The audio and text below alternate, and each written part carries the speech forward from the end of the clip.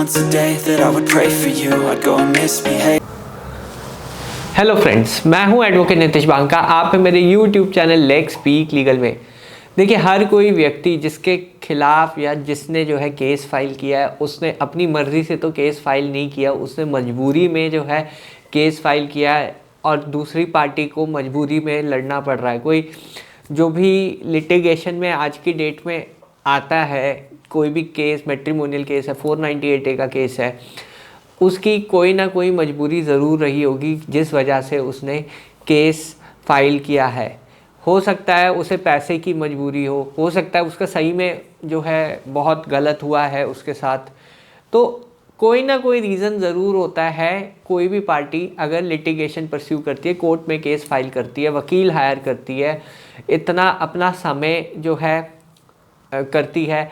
और दूसरी चीज़, आप मेरे को ये बताइए कितना मेंटल स्ट्रेस होता है जब आप केसेस फाइट करते हैं, अपने कोर्ट में जाके अपना पक्ष रखते हैं, या फिर जो भी डेट्स होती है उसमें आप जाते हैं। कितना टाइम आपका जाता है, कितनी आपकी एनर्जी जाती है, और कितना जो है आपको सेटिस्फैक्शन या डिससेटिस्फैक्शन में मान लो मिलती है ये सब चीज़ें करने के बाद।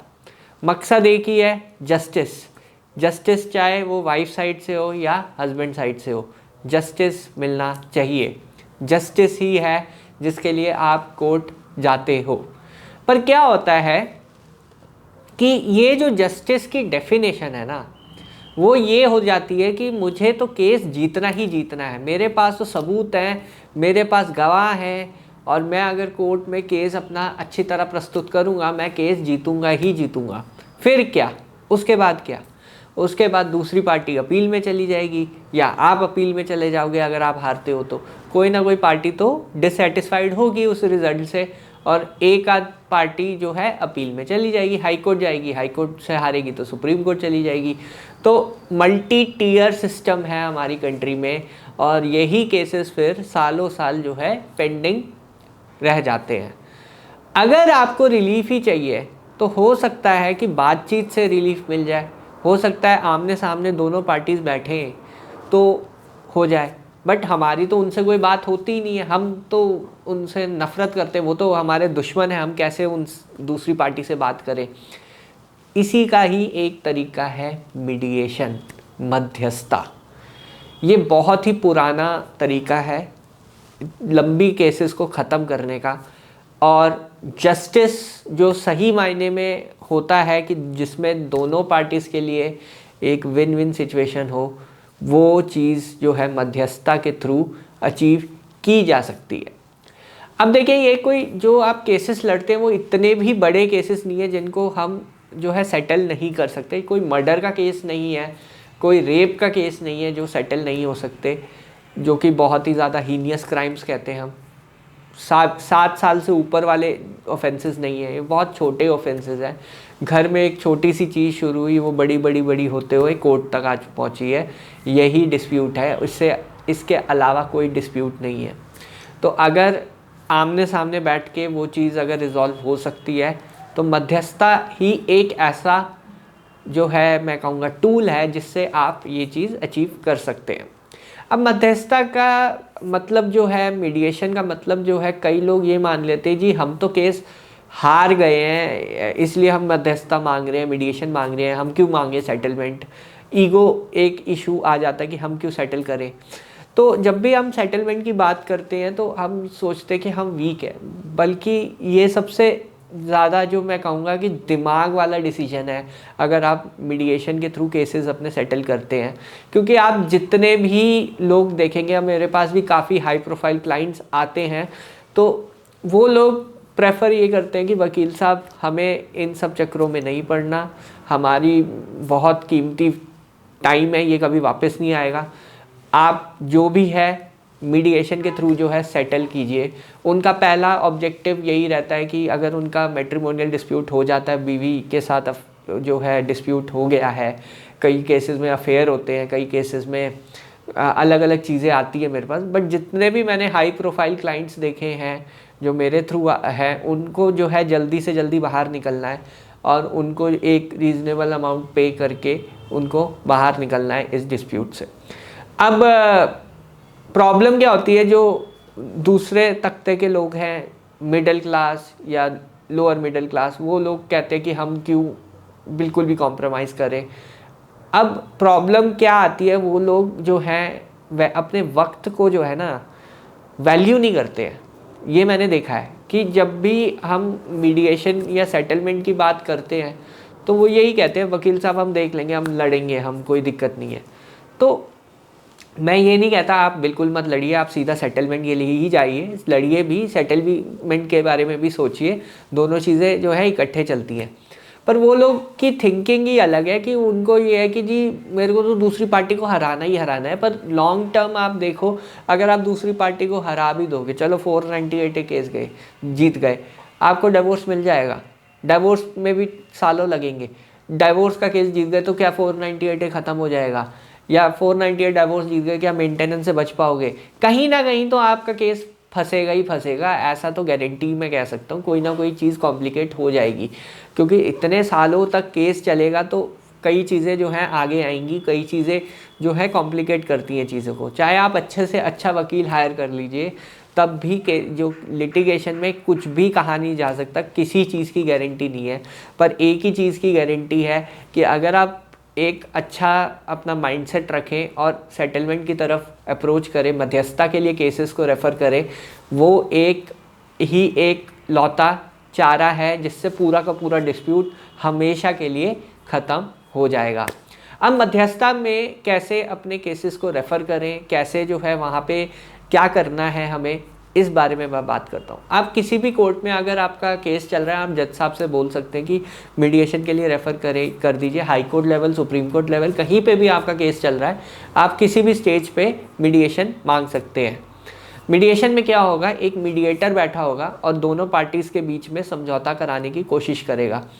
अब यहाँ पे ये होगा कि अभी आपको क्या करना है, आपको जो है इधर दूसरी पार्टी की सुननी ज़्यादा है, बोलना कम है, और वैसे ही दूसरी पार्टी का भी ऐसे ही होना चाहिए।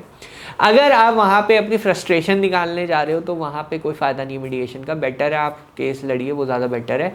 आपको अपनी फ्रस्ट्रेशन नहीं निकालनी, आपको काम रहना है, गुस्सा नहीं करना।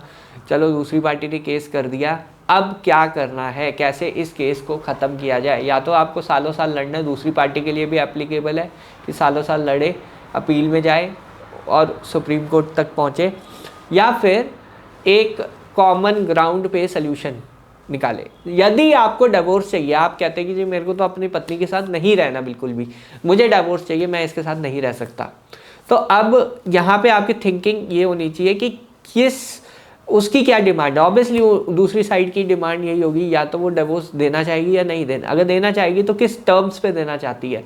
हो सकता है कि वो ये टर्म्स हो कि वो जो है उसे चाहिए फाइनेंशियल सपोर्ट आपकी तरफ से। अब आप ये कहते हैं जी नहीं मेरे को तो डिवोर्स चाहिए, मेरे को कुछ देना भी नहीं है इसे, ऐसा नहीं होता। पहले अपनी सोच बदलिए, उसके बाद ही आप सेटलमेंट के लिए जाइए, नहीं तो आप वहाँ पे भी टाइम वेस्ट करेंगे। तो अगर आपको कोई चीज़ चाहिए तो आपको उसकी कीमत या वैल्यू देनी होगी। अगर वाइफ को फाइनेंशियल सपोर्ट चाहिए और आपको डिवोर्स चाहिए, तो किस ग्राउंड पे जो है आप ये कर पाएंगे, ये चीज़ सोचिए।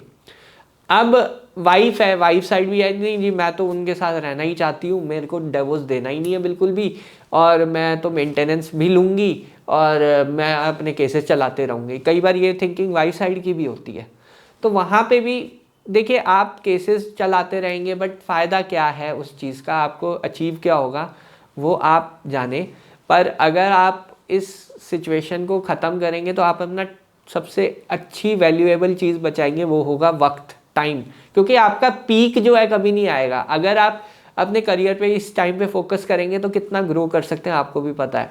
अगर आप अपनी जॉब पे फोकस करेंगे तो कितना ग्रो कर पाएंगे। तो दोनों साइड से फोकस लूज़ होता है जब आप ऐसे केसेस लंबे चलाते हैं। मेरे कई क्लाइंट्स हैं जो हाई पोस्ट पे है करियर में, वो हमेशा मीडिएशन ही चाहेंगे क्योंकि उनको और आगे बढ़ना है अपने करियर में, एम्बिशियस है वो लोग। बहुत हस्बैंड और वाइफ, चाहे उनके बीच में डिस्प्यूट हो गया है तो वो दोनों ही लोग यही चाहते हैं कि जी सेटल हो जाए। क्योंकि आप जो है पैसा भी ले लोगे तो बट टाइम आपका नहीं आएगा वापस। आपका जो पीक है उसमें आप क्या आप केसेस के बारे में सोचना चाहते हो, या फिर आप इन केसेस से बाहर निकल के अपनी ज़िंदगी जो है रीस्टार्ट करना चाहते हो। देखिए जो हो गया वो हो गया, जो डिवोर्स होना था या रिश्ता ख़राब होना था वो हो गया। अब आगे क्या, आगे आपको क्या ये कंटिन्यू रखना है या फिर कॉमन ग्राउंड पे आके मीडिएशन का सबसे पहला असूल है कि दोनों के लिए विन विन सिचुएशन होनी चाहिए। आपको दूसरे के बारे में अगर सोचना है और दूसरे को आपके बारे में, अगर आप दोनों एक दूसरे के बारे में सोचेंगे कि देखिए मेरे को डिवोर्स चाहिए, चल दूसरी पार्टी के लिए भी बेनिफिट होना चाहिए, ऐसे मैं डिवोर्स नहीं दूंगा। और दूसरी चीज़ ये है कि दूसरी पार्टी को भी यही सोचना चाहिए, तभी जाके आपको दोनों के बीच में एक कॉमन ग्राउंड आएगा। यहाँ पे ईगो या फिर आप ये सोचिए रिवेंज, ये दोनों चीज़ें नहीं होनी चाहिए। अगर ये दोनों को परे रख के आप सोचें कि मैं दूसरी पार्टी के लिए क्या ऐसा कर सकता हूँ जो वो मुझे डिवोर्स दे दे, ऐसे ही दूसरी पार्टी आपके लिए क्या कर सकती है जिससे आप उसे डिवोर्स दे दें, या फिर आप अपने बारे में सोचिए जो आपकी नीड्स हैं। अभी इशू यहाँ पे है कि आपको एक दूसरे के बारे में सोचना है, अपना केस डिस्कस नहीं करना, एविडेंस डिस्कस नहीं करना, रिकॉर्डिंग वगैरह कुछ नहीं करनी, क्योंकि मीडिएशन में कुछ भी आप चीज़ें रिकॉर्ड करोगे वो एडमिसिबल नहीं है कोर्ट ऑफ लॉ में। चाहे दूसरी पार्टी ने अपने गुनाह कबूल भी कर लिया है कि ठीक है जी मैंने दहेज मांगा, डाउरी मांगी, सब कुछ किया, तब भी वो कोर्ट ऑफ लॉ में एडमिसिबल नहीं होगा। मीडिएटर होगा वो आपको ऑप्शंस दे देगा, ये ऑप्शंस हैं, ये बेस्ट ऑप्शंस हैं। आपको जो है चूज़ करना है कि आप जो भी ऑप्शन चूज़ कर रहे हैं, तीन चीज़ों का ध्यान रखिए। टाइम, क्या वक्त, और केस लड़ेंगे कितना आपका वक्त जाएगा, कितना आपका पैसा होगा और कितनी आपकी उस टाइम की एनर्जी खर्च होगी, ये तीन चीज़ों का आंकलन कीजिए। अगर जो है पैसे देना या जो भी फाइनेंशियल सपोर्ट देना वो इजी लग रहा है आपको, रादर देन टाइम, एनर्जी और मनी स्पेंड करने से इजी लग रहा है, तो फिर आप पैसे देके सेटल कीजिए, नहीं तो फिर आप केस लड़िए, नहीं तो फिर आपको कोई नहीं रोक रहा। कई बार होता है शुरू में सेटलमेंट नहीं होती है, पर आप मीडिएशन हर 6-8 महीने में ट्राई ज़रूर कीजिए। हो सकता है जो आपके केस 8-8, 9-9, 10-10 साल चलने वाले हों, केस चल रहे हैं, ख़त्म होने का नाम नहीं ले रहे हैं, हो सकता है वो जल्दी से जल्दी ख़त्म हो जाए। तो मीडिएशन के थ्रू ज़रूर अपनी पॉसिबिलिटी एक्सप्लोर कीजिए और सेटल कीजिए अपने केसेस को। अगर आपको मीडिएशन से रिलेटेड कोई भी इंफॉर्मेशन चाहिए तो अपने जो कोर्ट में DLS से, लीगल सर्विस अथॉरिटी को ज़रूर कंसल्ट कीजिए। वहाँ पे आपको पूरी जानकारी मीडिएशन के बारे में, प्रोसेस के बारे में वो लोग दे देंगे, और फ्री ऑफ कॉस्ट प्रोसेस होता है मीडिएशन का। कोई वो ऐसा नहीं है कि इसके लिए आपको कुछ एक्स्ट्रा पैसा देना हो, तो आप फ्री ऑफ कॉस्ट ये प्रोसेस लीजिए और ट्राई कीजिए मीडिएशन में सेटल करने का, ढंग से सेटल करने के लिए। और ये मत सोचिए कि अगर आप सेटलमेंट के लिए जा रहे हैं तो आप वीक पड़ गए, आपका केस वीक है, ऐसा कुछ नहीं होता है। अगर आपका सोचिए केस ख़त्म हो गया तो आपकी तीन चीज़ों की बचत होगी, टाइम, मनी और एनर्जी। इनको ज़रूर ध्यान रखिए। हम सिर्फ मनी के बारे में सोचते हैं, बट टाइम और जितनी एनर्जी हमारी स्पेंड हो रही है वो केसेस लड़ने के लिए, उसके बारे में बिल्कुल नहीं सोचते। तो एक बार सोच के देखिए कि कितना आपका टाइम स्पेंड हो रहा है, कितनी आपकी एनर्जी और कितनी मेंटल फ्रस्ट्रेशन हो रही है उस टाइम पे।